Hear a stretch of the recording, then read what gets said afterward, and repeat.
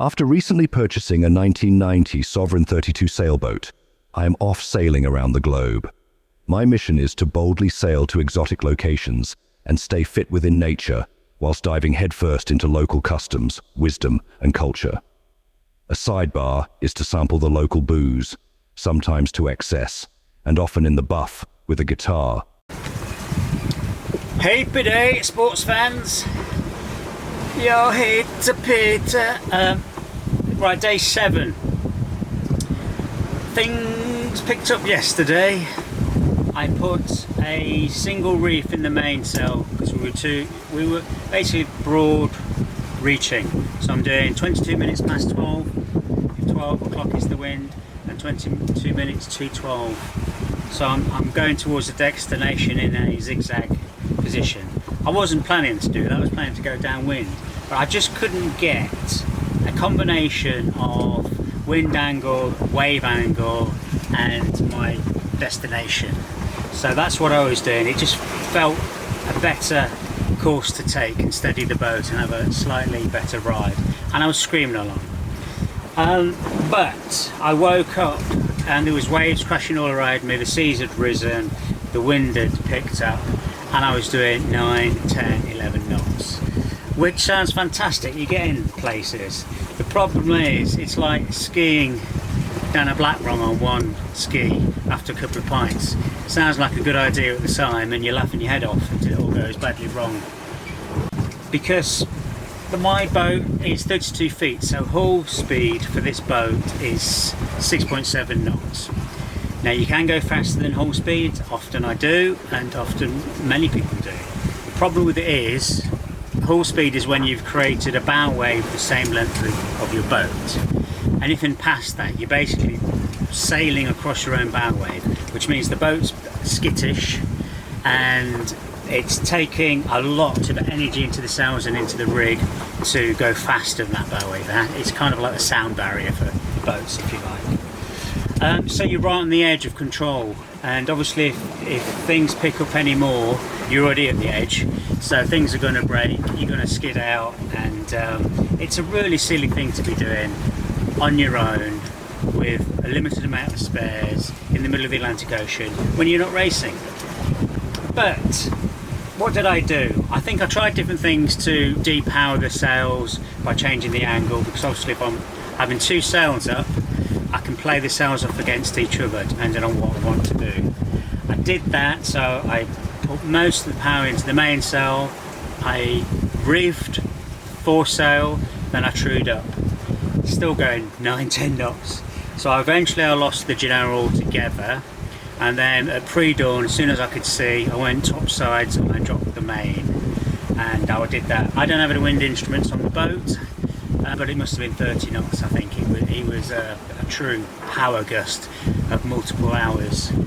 And I dropped the mainsail. It used to freak me out doing that in those kind of winds, but I've got a technique which I won't go into now, which makes it a little bit safer. So now I have the Genoa out and the hold out staysail, and we're going direct dead wind to our destination. Let's see if we do this now for the next 10 days. We shall see.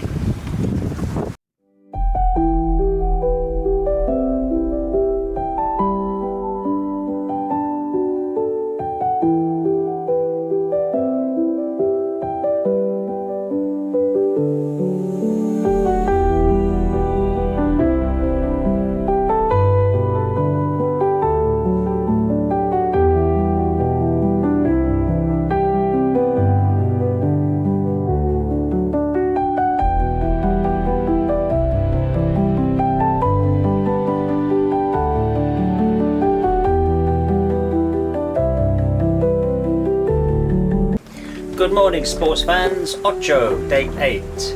I thought I'd mix things up a bit this morning and do it from the interior of the cabin because it's a bit noisy out there. I've slowed the boat down to around about 6 knots, so the last 24 hours we did 133 nautical miles, which is perfect, and we are pretty much on the heading now.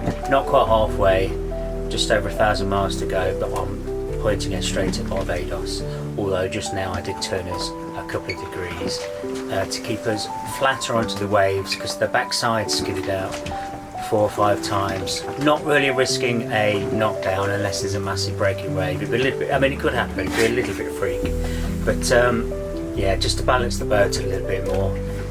A degree here or there doesn't matter over these long distances. True up later on. Other news, there is none. I'm on a boat. Been on a boat for 8 days, you know that already.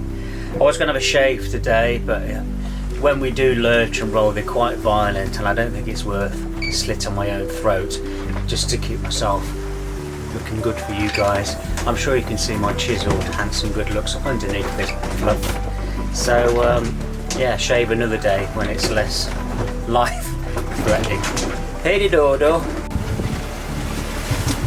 Good morning, sports fans. Day 9, halfway. Jag ska dricka lite whisky och dansara. Fish. Fish. Oh. Yamakati-san.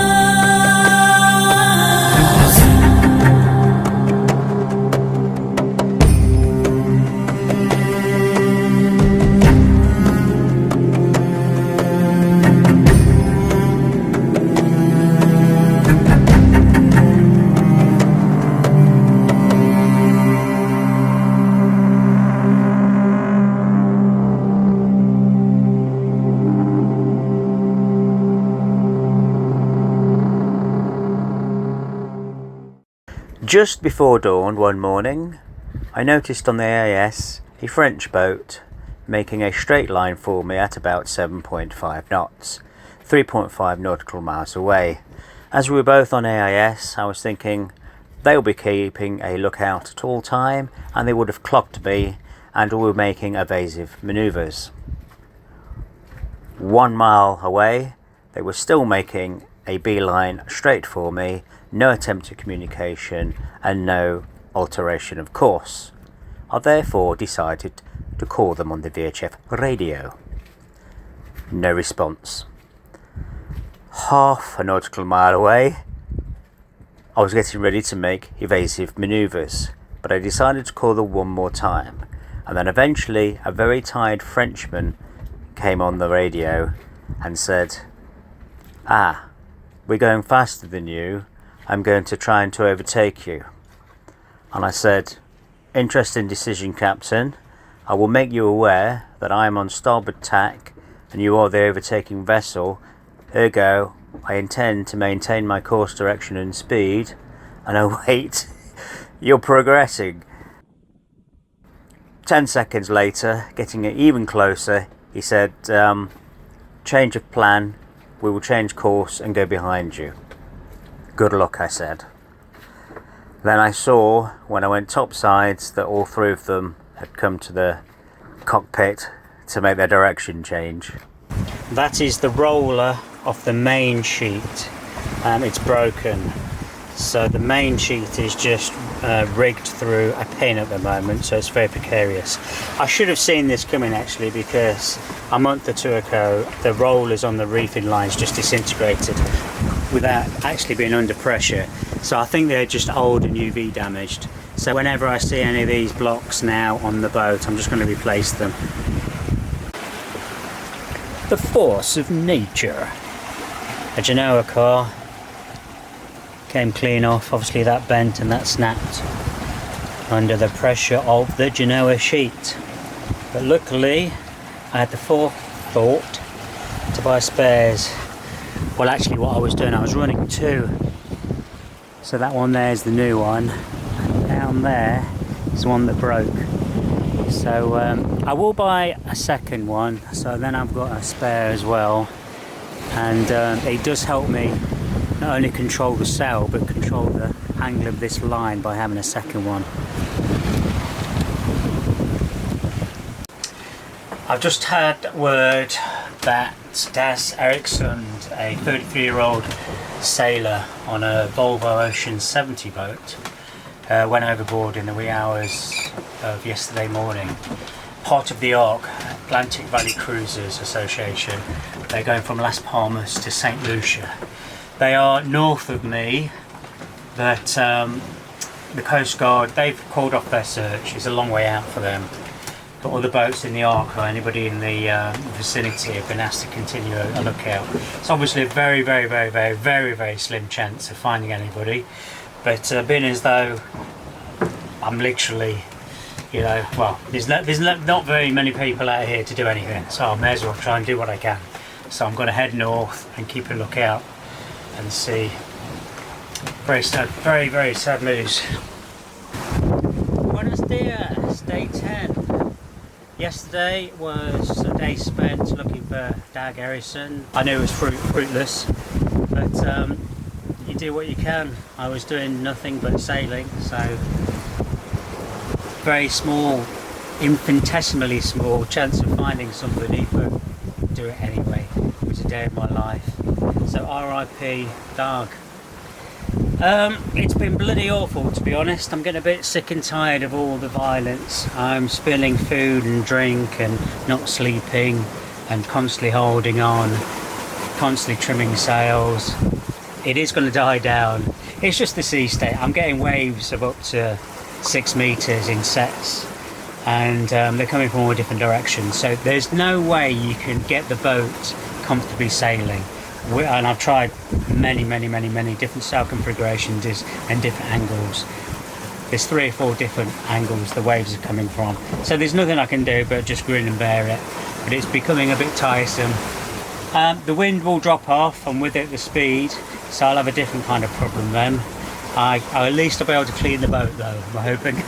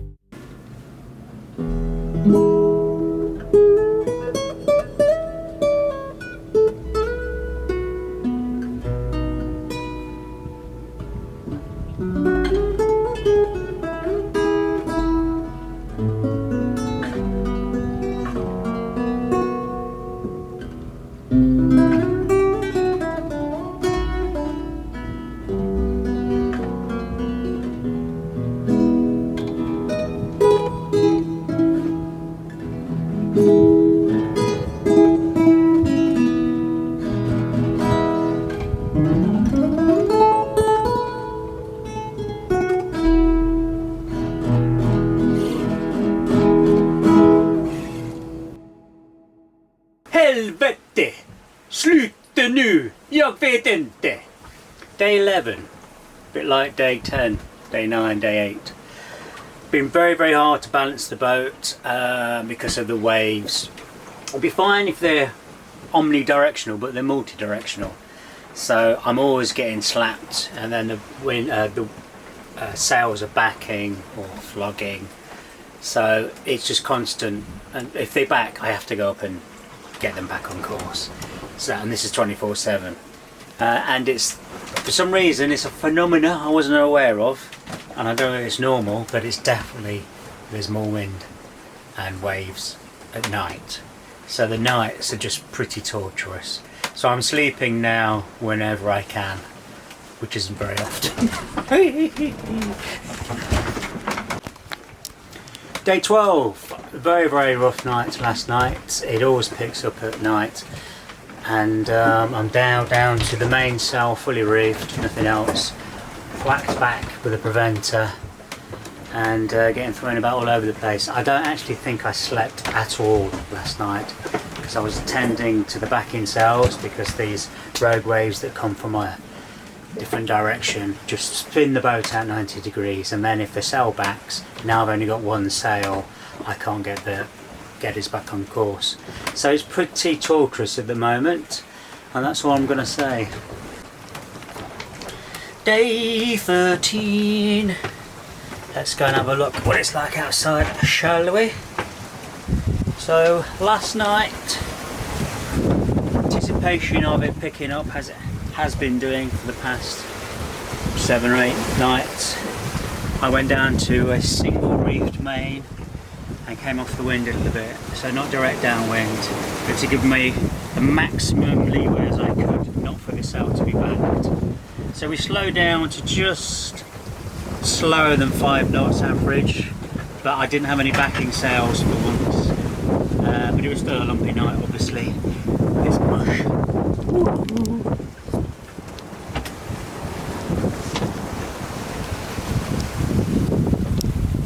So I've got about 600 miles to go, which would be about 5 more days, making 18 in total.